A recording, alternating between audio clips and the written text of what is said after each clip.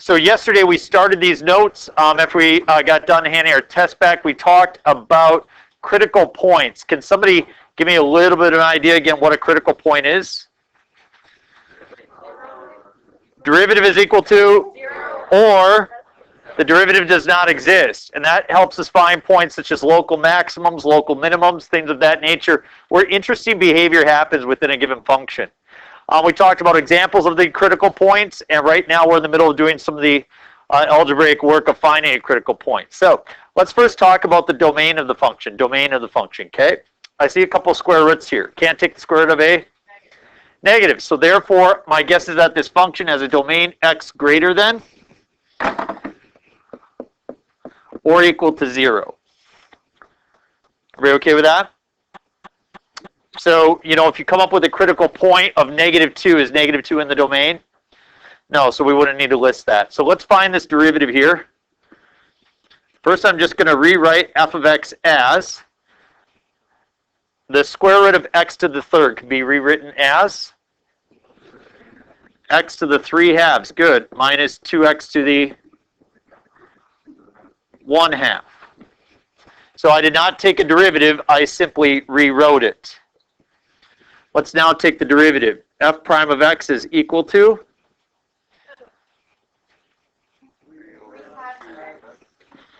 3/2 times x to the 1/2, or the square root of x, minus 1 over the root of x. So we want to determine the critical points of that derivative.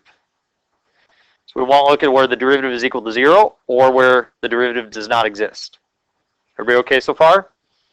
All right, let's do the work of this. We'll set it equal to 0. And notice I have 3 roots of x over 2 minus 1 over the root of x. So I have two fractions. If I want to be able to combine the two fractions, what do I need to have? Common denominators. So I'm going to multiply top and bottom by 2, and I'm going to multiply top and bottom by, good, the root of x. And notice I get 0 is equal to, what do I now have in the top? Over 2 roots of x. Now, we talked about fractions yesterday just a little bit, okay? Where the denominator is equal to 0 is where the derivative does not exist. Agreed? So where is the denominator equal to 0? Not a trick question. 0. And where is the top equal to 0? 2/3. So just to make my point so that we can all understand, and again, the more you can look at a function and understand its graph, the more you're going to connect with what you're doing. Because sometimes we forget what we're doing altogether. So I'm going to look at the graph here. I'm going to look at the square root of x raised to the 3rd power. And then I'm going to minus 2 roots of x. And I'm going to zoom 6, zoom standard, and I'm going to look at that graph. What? Okay, let's try again. Sorry. Oh, very good. So we need an x there. And if I check out that graph, ooh, look at the graph. I'm going to change the window a little bit to get a better look. I'm going to go y from -5 to +5. And I'm going to change my x values, the min, from -2. And I'm going to go up to, say, an x value of 4. I'm going to take a look at that graph to get a little bit better look. Is the domain from 0 to infinity? Yes, we were able to tell that without doing any work of graphing it, right? Look at what else we were able to determine. That there is a critical point at 2/3. Whoop. So if I go to 2/3 here, why do we say that's a critical point? Because it has a what? What do we call that spot on a graph? A local minimum. Everybody agreed? Okay, it found that, and then it found 0 as well. So that's an endpoint on the graph, isn't it? 0 is kind of the endpoint where it all starts. Okay, and that's an important spot as well. So it found that as well. Kind of neat. All right, flip it over.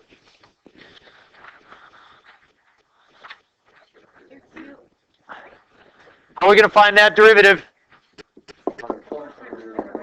The quotient rule. Very good. Let's do it. First of all, let's talk about the domain. Is the bottom ever equal to 0?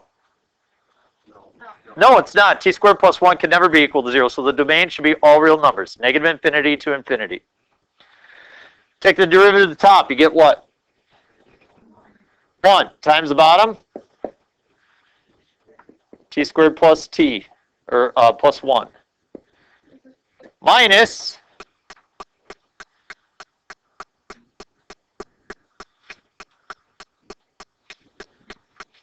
two t times t. So it'd be 2t squared.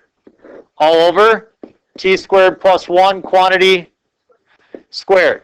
So I get f prime of, I said x, it's f prime of t is equal to, what are you going to get in the top?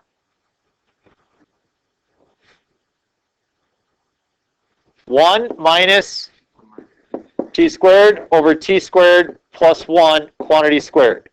So we say that our, again, critical points happen when the derivative is undefined or when it's equal to 0. Is it ever undefined? Nope, the denominator is always positive, isn't it? So we just focused on the top. Where would the top be equal to 0? Plus or minus 1?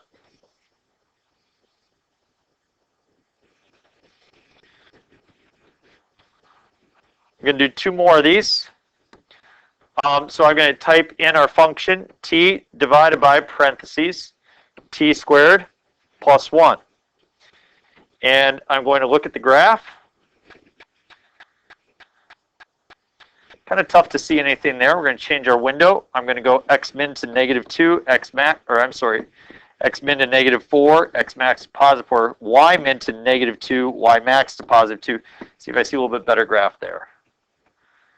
Can somebody tell me why I came up with t values of plus or minus 1?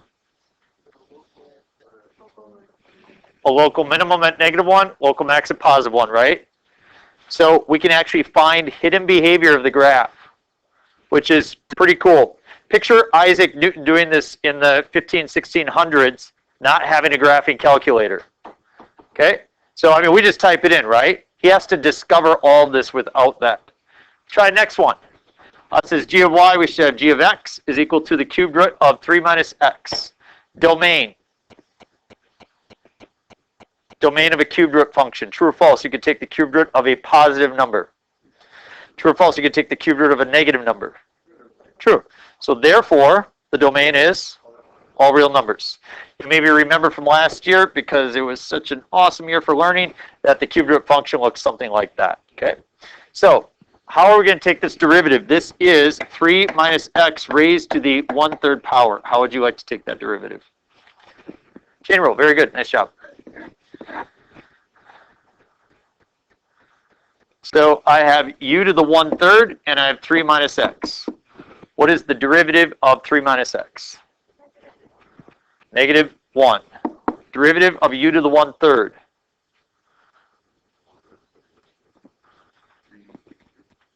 So I'm going to write as 1 over 3 times u to the -2/3, otherwise known as 1 over 3u to the 2/3 power.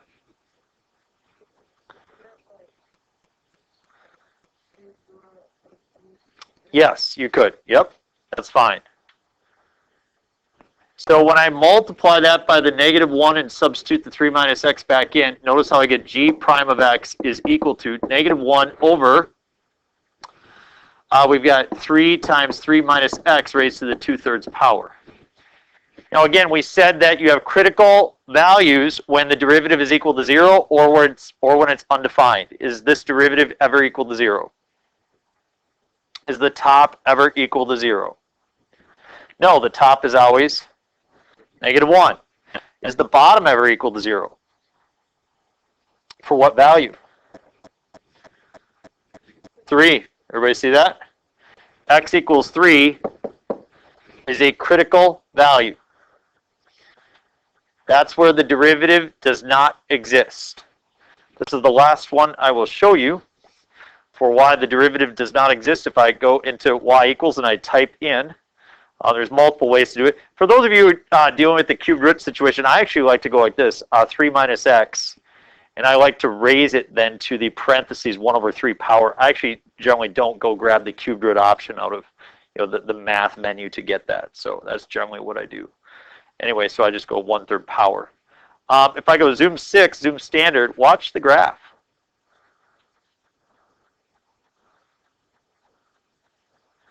So it looks like it has a critical value at 3.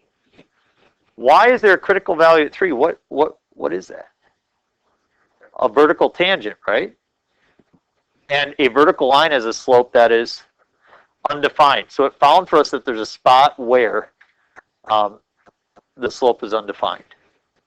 Okay. Again, it uncovers all those pieces for us. All right. Here we go. How do you want to take that derivative?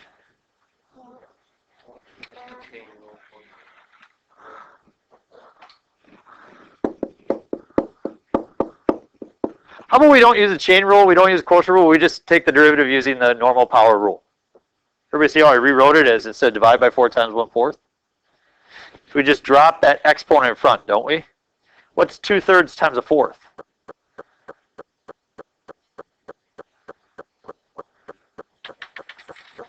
1/6.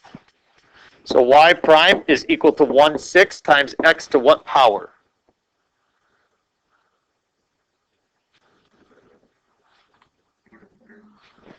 Negative 1/3. So that means we have 1 over 6x to the 1/3 power. Is the top ever equal to 0? Is the bottom equal to 0? For what value? It looks like this has a critical value at x equals 0. I lied, I can't resist. I just really want to look at it and see what's going on. Let's see what's happening with this function. Ooh, whoop. Kind of tough to tell, huh? Maybe if we scrunch our window down a little bit, that'll help. Take our window and we'll go a y value of -1 and a y max of +1. Let's try it again. So why does this have a critical value of 0? Everybody see the corner? So again, to me, it's just incredible through the calculus what we can find that we didn't know existed with the graph. Okay, here we go. Y equals sine of 2x plus cosine of 2x. So let's take the derivative. Sine of 2x, how do I take the derivative? Chain rule. Let's do it without making the boxes. What's the derivative of the inside? 2 times the derivative of the outside. Cosine with the inside left alone. What's the derivative of the inside? 2. What's the derivative of the outside? So I got -2 sine of 2x. So just want to encourage you guys that we can move away from the boxes eventually. If you still need to do them, so be it. But I will bring that up. And I'm going to set it equal to 0. 0 equals 2 cosine of 2x minus 2 sine of 2x. Any idea how we want to solve that equation right there?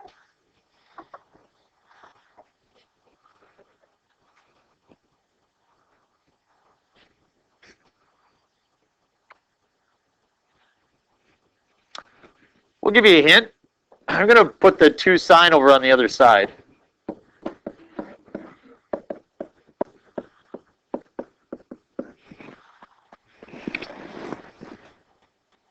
Sure, let's divide the 2's off. I like that idea. Everybody good with that?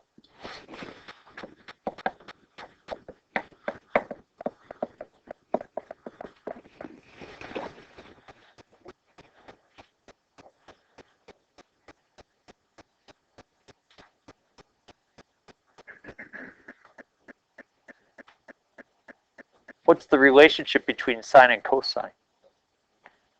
Tangent? So sine over cosine is tangent. Could we possibly get a sine over a cosine here? Oh, we could.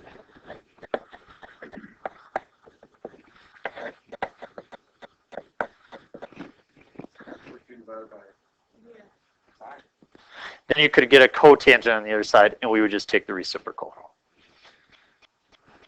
sine over cosine, I get tangent of 2x is equal to 1.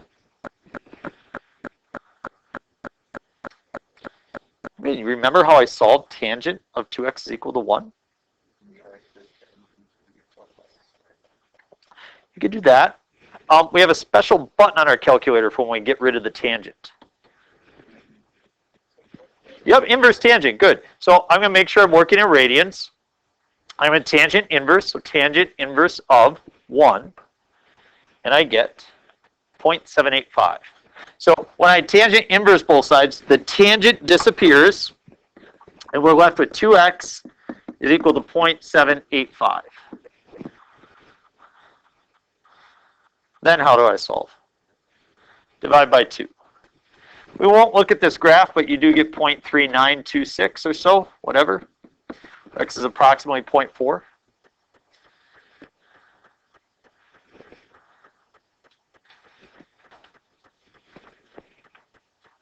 And last thing, just make sure we're on the same page. I would quick want you to take 30 seconds, look at both of these, and circle the x values, so anywhere on this x-axis where you feel like there is a critical value. Go ahead, go. Circle any spot where you think we have a critical value. Okay, should have circled -6. What else?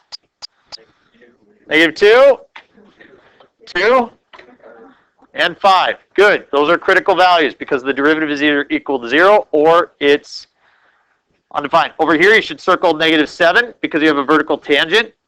Technically, we don't circle -3 because -3 is not part of the domain. Should circle -1, 1, 3, and then a corner over here. So those are spots where we have critical values. And our calculus, through derivatives, are able to help us find those spots without even looking at the graph, which I think is amazing. Okay, you can go ahead and take out your assignment. We will continue working on these. Tomorrow we move on to critical values over closed intervals. Keeping